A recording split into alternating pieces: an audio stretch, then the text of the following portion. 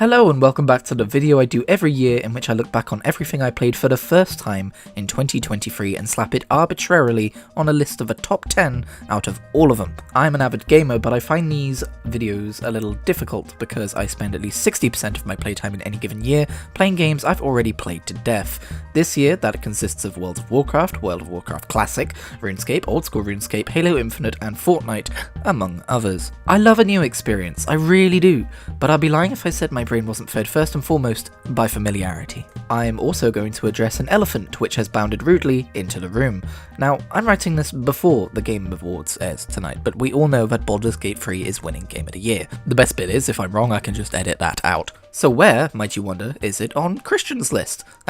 He must not have played it this year. Well, not true. Head to my Steam profile and you'll see that I spent not 1, not 2, but 7.7 hours in the thing. Bought at full price and everything. And yeah, you know, it was alright. It probably deserved to win Game of the Year, but it didn't hold my attention for very long, so I'll get back to it. As for the other elephants, I still don't own a PS5. As for personal can't quite justify putting it on their mentions, I purchased the PC port of Ratchet & Clank Rift Apart this year, and have thoroughly loved what I've played of it.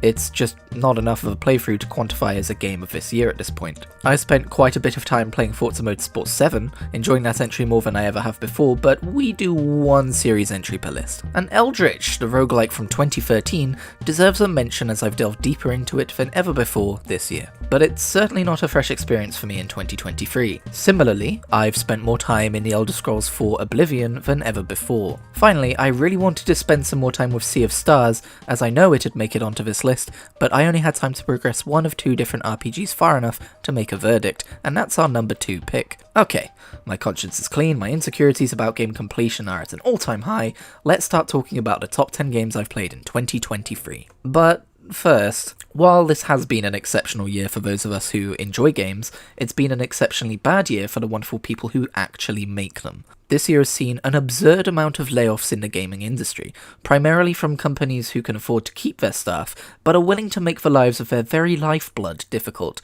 in order to boast record profits. Development studios have seen widespread layoffs directly before the holiday season, meaning that the people who worked so hard to bring these worlds to life have found themselves in a situation of uncertainty and financial instability before one of the most expensive times of the year. Game developers deserve better, and if you're watching this as someone who makes games, I just want to take the time to personally thank you and acknowledge the hard times that are heaped upon you by your uncaring corporate overlords. I hope the gaming industry does better by you in the future. Number 10. Trackmania, played on the Xbox Series S. I've been a fan of the Trackmania series since back when I first laid eyes and then hands on Trackmania Nations Forever. For those of you who don't know, it's a game where you control a Formula 1 looking vehicle around user-generated tracks, usually with despicably tight corners which need to be reacted to at lightning speeds. The aim is not to race against real-time solid opponents, but against real-time ghosts, all vying for the best time from start to finish before the server moves on to the next track. There's also typically a single-player campaign for you to try your hand at perfecting. The issue with this latest installment of Trackmania, at least for the more hardcore players,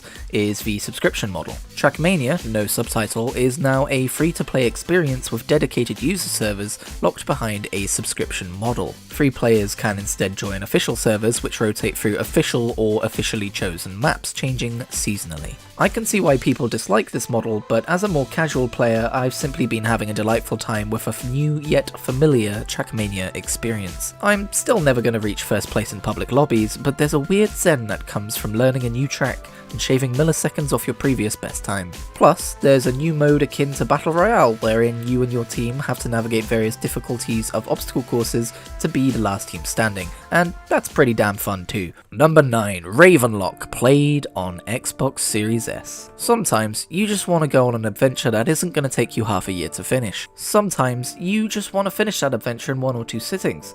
And sometimes you want an adventure that's simple, not something so complex that you feel like you've earned a university degree by the end of it. And that, my friends, is exactly what you should turn to Ravenlock for. Ravenlock was a Game Pass discovery of mine at the time of its release, and I love everything about it. It tells a very Alice in Wonderland style tale of a young girl who discovers a fantastical world of magic and mystery. The combat is simple, the boss fights are engaging but not too challenging, and the journey to 100% completion is smooth and rewarding. The voxel-sculpted land of Dunia is both intriguing and mesmerizing. It's just a solid, good fun adventure. Go and have it. Number 8. Watch Dogs Legion, as played on the Xbox Series S. Watch Dogs is the kind of series that I never really cared for. The fantasy of being a hacker magician has never really landed with me, and as for GTA-style open-world games, I always preferred the wackiness of a series like Saints Row. However, when Legion was announced with its recruit and play as anyone system,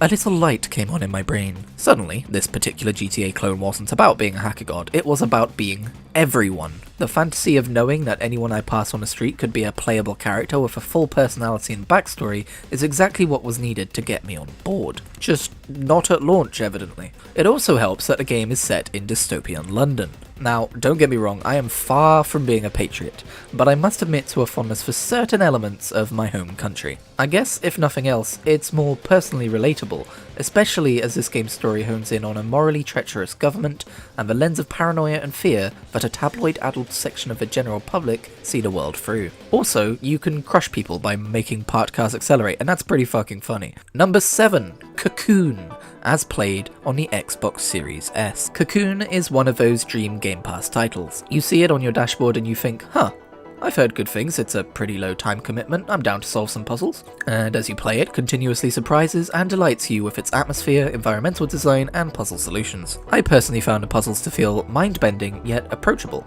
hitting the perfect balance of making me feel smart without making me feel like an idiot. I finished this game without using any guides, resorting to one YouTube video to find one collectible I missed after the fact for perfection, and it was an immensely satisfying journey. If you don't know anything about Cocoon, you play as this little dung beetle that traverses worlds with the aid of, well, worlds. I won't give too much away, but this game approaches world building in a uniquely vertical way. Think of the world you begin with as being the inside of a sphere. Within this world, like a Russian doll, you'll eventually find another world sphere. You can carry this world around on your back and use its unique abilities to solve puzzles, whilst also at times delving into said world to solve its puzzles. It sounds very complicated, but the game's linearity really helps you stay on track, especially with tricks like removing paths behind you so you can't lose yourself in backtracking too much when it won't lead to a solution. The level design is super tight, meaning everything is there for a reason, which really helps when applying logic to solve puzzles. If you need a little distraction that's going to occupy your brain and charm you as you play,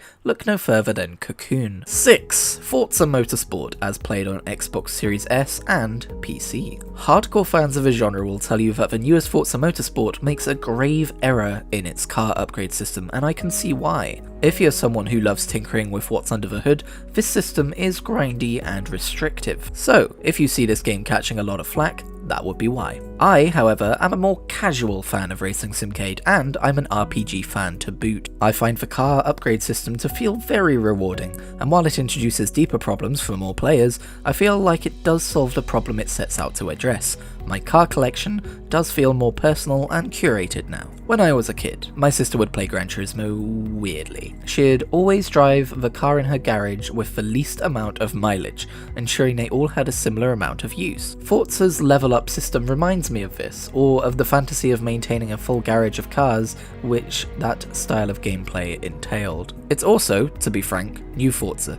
There's really not much to say about it. It looks prettier, it feels nicer, the multiplayer is better, the cars go vroom, and I like it very, very much. 5. The Elder Scrolls Online Necrom, as played on Xbox Series S. I can't name you a single MMO with a flawless history. In fact, I think ESO has done a remarkable job of keeping players happier in their lowest points than most other MMOs. For me, anyway, ESO Blackwood and its subsequent follow-up Deadlands were some of the biggest letdowns in the game's history, and I've been there for most of it. Blackwood did make it to my 2021 Game of the Year list under the dubious reasoning that I had such a good time in older parts of the game that year. This was followed by High Isle last year, which I was expecting to love and instead found quite boring. This year, Necrom felt like a fantastic return to form. For the first time since Markarth, and most potently since Morrowind, the main story questline kept me fully hooked. The return to Morrowind and the subsequent adventure into Apocrypha took two of my separate favourite parts of Elder Scrolls lore and combined them in such a way that would make any newcomer to the series think that they'd been created as two parts of a whole the entire time. Plus, the new Arcanist class, which I brought through my main story run, was an absolute blast to play, especially in dungeon content. Truth be told, I was getting a little tired of my tried and true stamina Dragon Knight, so to embrace green with my Magicka Arcanist and laser beam my way through hordes of enemies was a delightful change of pace. I've yet to check in with a game since the Endless Archive update, their first step away from the usual smaller story DLC in the second half of the year, but I look forward to trying it out. 4. Guild Wars 2, as played on PC. For those unaware, I'm someone who very much rotates through several different popular MMOs. In a typical year, I'll usually sink a decent amount of time into World of Warcraft, RuneScape, The Elder Scrolls Online, Final Fantasy XIV, and often some outliers like Star Wars The Old Republic or EverQuest 2. For some time now, it's been nagging at me that Guild Wars 2 is just about the only popular MMO left unexplored and outside my rotation, so this year I set out to right that wrong. If Final Fantasy XIV has the best community and gaming crowd, then Guild Wars 2 has the we're not like the other girls crowd. All I've ever heard about this game is how much of a different approach it takes to that of other popular MMOs, and having now played a fair chunk of the base game, I can now attest to that. But are those differences worth making, or are they just zagging for the sake of not zigging? Well, from what I've seen so far, Guild Wars 2's unique seasoning does make for a refreshingly hearty meal. That doesn't mean the game is without issues, however. I personally feel like the hands-off nature of leveling between personal story missions and the lack of focus on a more traditional dungeon experience can make leveling feel tedious at times, and is what caused me to drop the game for months between play sessions. But most of what Guild Wars 2 does do differently is a joyful accomplishment. Building your character through weapon abilities and multiple specs at once makes classes feel far more versatile than your typical MMO,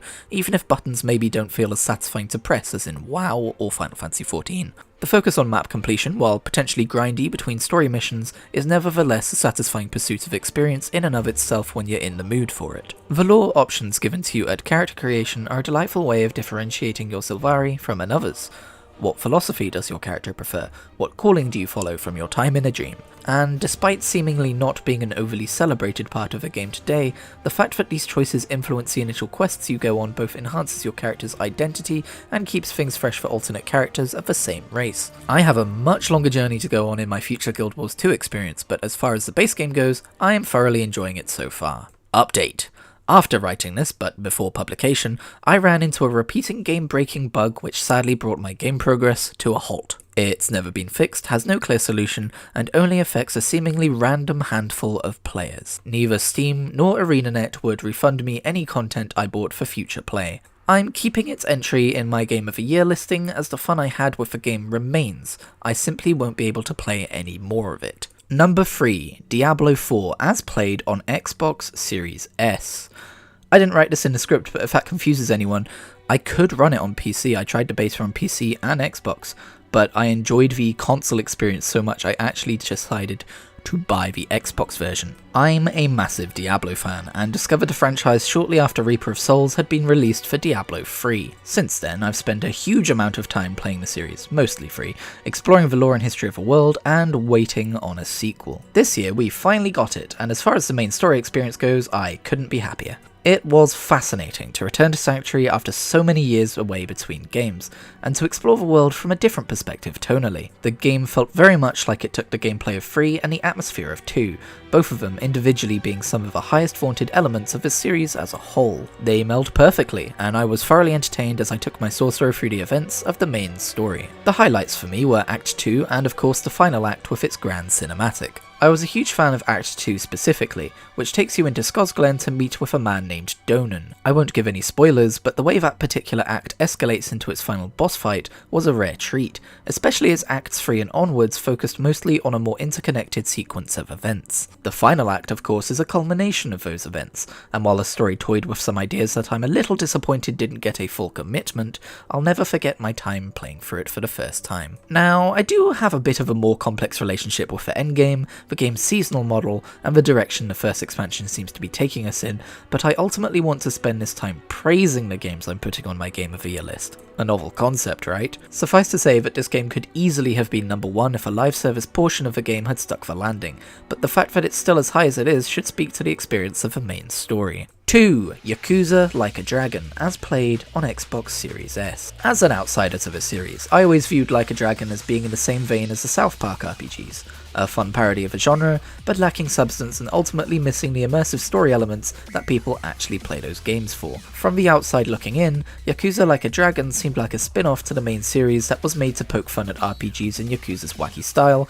and little else. Boy was I wrong. Don't misunderstand me, the game is partially that. Like a Dragon is chock full of comedic side quests, direct references to Dragon Quest, and humorous urban analogues to traditionally fantastical quirks of a genre like classes, summons, and popular items like potions. That being said, all of this is interwoven with a legitimately serious and compelling plot that I did not expect to find here. Ichiban Kasuga, our unconventionally altruistic Yakuza protagonist, is the very definition of lovable idiot. He says some goofy ass things, he does some goofy ass stuff, and he has a heart of gold. I would fucking die for this man. The turn-based combat, while not being the most groundbreaking in modern times, does nevertheless have its own quirk.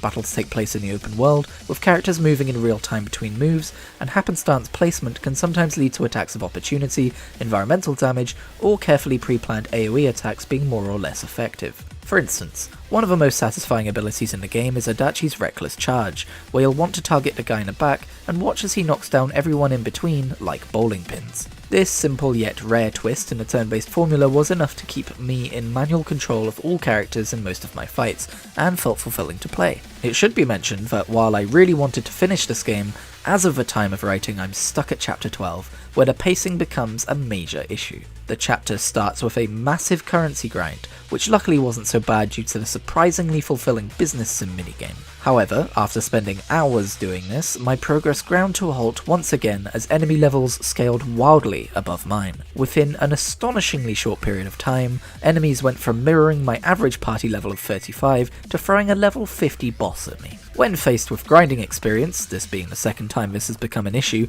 I unfortunately lost motivation. That being said, I'm sure I'll return to the game to complete it sometime soon. I've had such a good time with it, and it's easily my biggest surprise of the year. Number 1! That's my attempt at a drum roll. Starfield, as played on Xbox Series S. When Bethesda Game Studios first announced Starfield, I had the same reaction as a lot of others. Oh, this isn't the Elder Scrolls 6. How dare they? But as time went on, I warmed to the idea. I'm a huge Elder Scrolls fan and a not huge Fallout fan, but I've played games from both series and they have so much shared DNA. Given that my main issue with Fallout is aesthetic and tone, I'm not a big post-apocalypse fan, I began to consider the idea that maybe their next game didn't need to be the Elder Scrolls 6. Maybe a Bethesda RPG about space exploration would be entirely my cup of tea. By the time of the Starfield Direct, I was pretty much sold. We'd had some previews of the game already by that point, and they hadn't exactly blown me away, but this preview sold the true scope of the game, and by the end of the Direct, I knew exactly what to expect. And Starfield delivered exactly that. I didn't want Bethesda to reinvent the wheel. I wanted Bethesda to create a brand new sci-fi universe using their best tools, the tools with which they sculpted some of my favourite RPGs of all time. And did they do it again? In my opinion, yes, absolutely. This is my first BGS game where I've loved the main story. Critics will hum and haw about the narrative until we all become dust, but for my money, Bethesda exceeded expectations. They managed to tell a story about unfolding the mysteries of a universe in a world where space travel had become routine.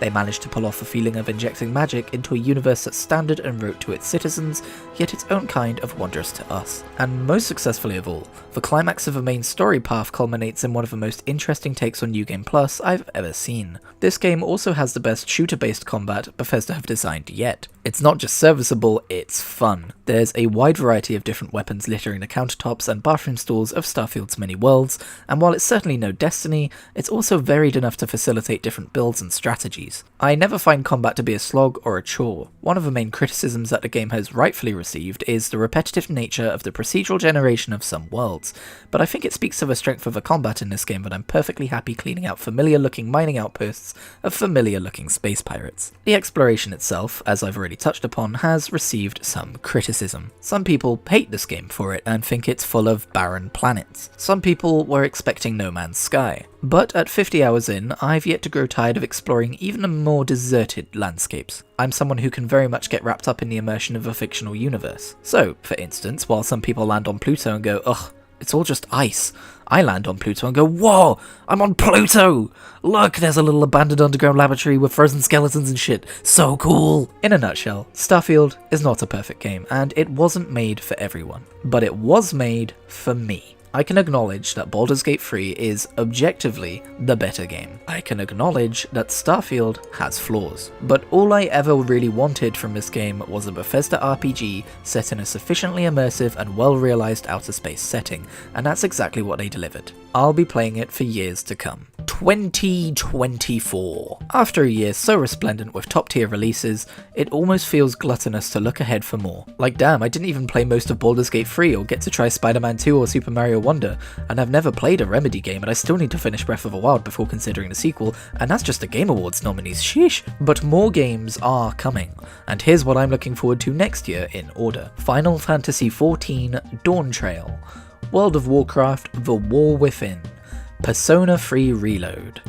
Avowed, Star Wars Outlaws, and unconfirmed but still on the horizon, Dragon Quest 3 2D HD, and 10 offline please, Starfield's Shattered Space DLC, ESO's next expansion. But to be perfectly honest, my brain is full of backlog related thoughts. I've recently spun up a single player playthrough of Divinity Original Sin, and picked up its more famous younger brother on sale, so I'm entertaining the idea of a Larian marathon. I also want to take time to finish Yakuza Like a Dragon and play Yakuza 0 to Gaiden, presuming they remain on Game Pass. In fact, just this month I made an entire spreadsheet dedicated to my gaming backlog and other media backlogs too. You can find it in the description. Right, that's gonna do it for me.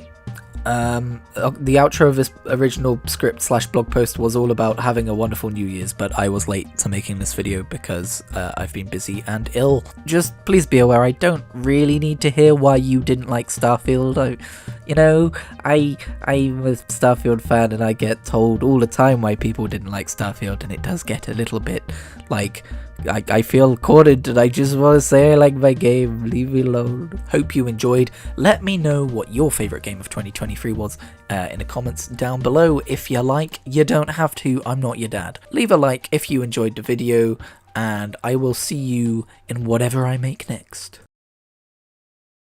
I find the car upgrade system to feel very rewarding. What fuck?